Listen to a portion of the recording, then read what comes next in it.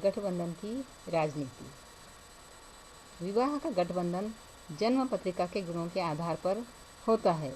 मंगल, शनि, राहु, केतु को विशेष महत्व दिया जाता है तथा ग्रहों के अष्टम या नवम, उच्च अथवा नीच का विचार किया जाता है।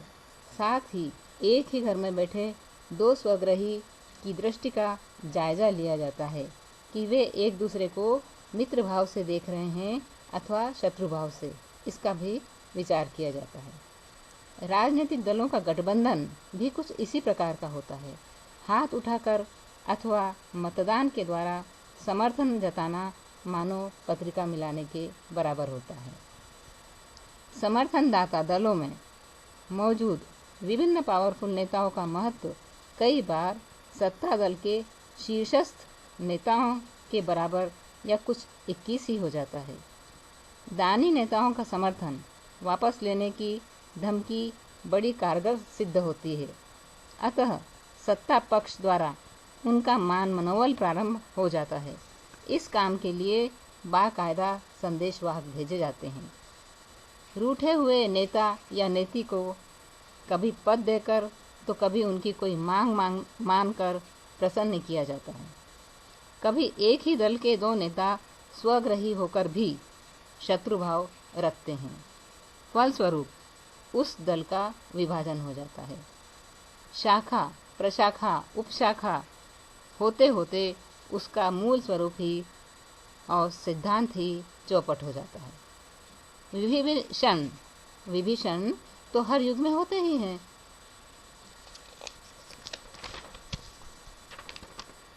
जैसे पत्रिका मिलाने के बाद विवाह की रस्म पूरी कर माता पिता, पंडित, बाराती सब इस घटना से बरी हो जाते हैं, वैसे ही गठबंधन सरकारें अपने अस्तित्व की रक्षा करने में देश और जनता के प्रति उत्तरदायित्व निर्वाह करने की स्थिति में नहीं रहती है, बिल्कुल असहाय हो जाती है।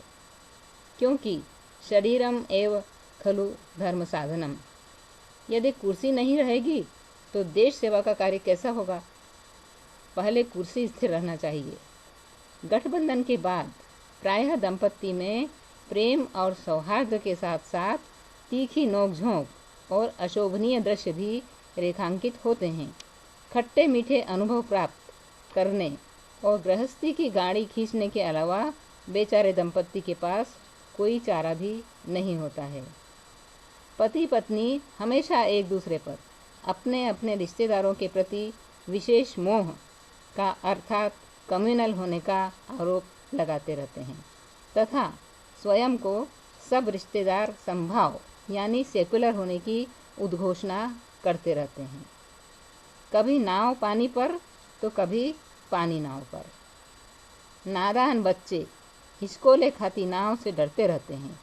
वह कभी माँ का तो कभी पिता का, कभी अंदर से तो कभी बाहर से समर्थन करते रहते हैं। उपर्युक्त घटना और दृश्य का यदि हम सिंहावलोकन करें तो यह बात स्पष्ट होगी कि राजनीतिक गठबंधन भी एक ऐसा ही बेमेल विवाह है। मतदाताओं की सहमति से चुने हुए नेता किसी भी दल में पर्याप्त संख्या में न होने के कारण गठबंधन करने को मजबूर हो जाते हैं ताकि सत्ता प्राप्त की जा सके। किंतु अनेक दलों के अनेक नखरे, अल्पायु में ही यह बंधन काल कवलित हो जाता है और पुनः चुनाव के जरिए किस्मत आजमाई जाती है। अतः उपर्युक्त स्थिति से बचने के लिए हमें भी अमेरिका की तरह दो पार्टी यानी रिपब्लिकन और डेमोक्रेटिक को ही राजनीति में रखना चाहिए। बाकी सब दलों को मनचाही पार्टी में आ जाना चाहिए। इस समय सबसे ज़्यादा लोकप्रिय कांग्रेस और भाजपा हैं। राजनीतिक दृष्टि से यदि हम देखें तो जीवन साथी के रूप में कांग्रेस और भाजपा ही दिखाई देगी। उनकी गतिविधियों में जो विद्वेष, आरोप, प्रत्यारोप और मतभेद हैं वे भी तदनुसार ही हैं। एक बात ध्यान देने योग्य है कि गठबंधन हमेशा कंट्रास्ट सूचक होता है, जैसे नर नारी, रात दिन, अंधेरा उजाला आदि। अतः अब वह समय आ गया है कि देश में स्थिरता लाने के लिए इन दोनों पार्टियों को गठबंधित हो जाना चाहिए। सत्ता सुख के लिए सब जायज है, सिद्धांतों की ऐसी की तैसी। यही दो पार्टियां हैं जो समानांतर किनारों के बावजूद देश रूपी नदी को व्यवस्थित रूप से प्रवाहित कर सकती हैं। नहीं तो छोटे छोटे दल जो नटखट बालकों के समान हैं, चिल्लपो मचाते रहेंगे और मनमानी करने पर उतारू रहेंगे। देश की जनता को यही सुझाव है कि वे संसद रूपी महामंडल में इन दोनों पार्टियों को, जो ज़्यादा लोकप्रिय हैं, का गठबंधन कुछ इस तरह से करें कि एक सत्ता में और दूसरा प्रतिपक्ष में बैठे, चाहे 6 महीने के लिए या 2.5 वर्ष के लिए। शेष अन्य दल अपनी इच्छानुसार दोनों में से किसी भी पार्टी के साथ हो जाएं। जनादेश के अनुसार दोनों पक्ष यथोचित सामंजस्य एवं पूर्ण तालमेल द्वारा अपनी अपनी भूमिका का निर्वाह करें। यद्यपि चुनाव के पहले मतदाताओं का खासा महत्व होता है, परंतु जैसे ही चुनाव संपन्न हो जाते हैं, उनका भी वही हश्र होता है जो दूल्हे के सिर पर चढ़े मोर का भंवर पड़ जाने के बाद होता है। रही मन भंवरी के भये नदी सिरावत मोर। पर इस बार मतदाताओं ने भी, यानी आधुनिक समय में मतदाताओं ने भी यह बता दिया है कि उनके मत में कितनी शक्ति है। जहाँ काम आए सुई, कहाँ करे तलवारी। राजनीतिज्ञों को भी वह कवायद करवाई है कि उनके दांतों तले पसीना आ गया है। उनको समझा दिया है कि केवल कम्युनल, सेकुलर, अखंडता और एकता आदि के राग अलापने से मतदाता झांसे में आने वाले नहीं हैं। अभी भी वक्त है।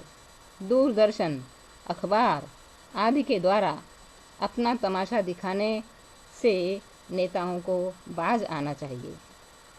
या एक और भी आइडिया है, जैसा कि जसपाल भट्टी ने कहा है। यह एक बड़ा मौलिक सुझाव है और काबिले तारीफ भी है। और यह कहा गया है कि विश्वास अविश्वास के झंझट से निपटने के लिए, यानी संसद में विश्वास या अविश्वास मत प्राप्त करने के झंझट से निपटने के लिए एक प्रावधान होना चाहिए, और वह यह कि जिस पार्टी के जितने सदस्य हों, उतने माह, दिन, घंटे, मिनट या सेकंड राज करने का अवसर प्रत्येक को दिया जाए, ताकि सरकार पूरे 5 साल चल सके। और ड्रामे के सुखद अंत के लिए यह जरूरी भी लगता है।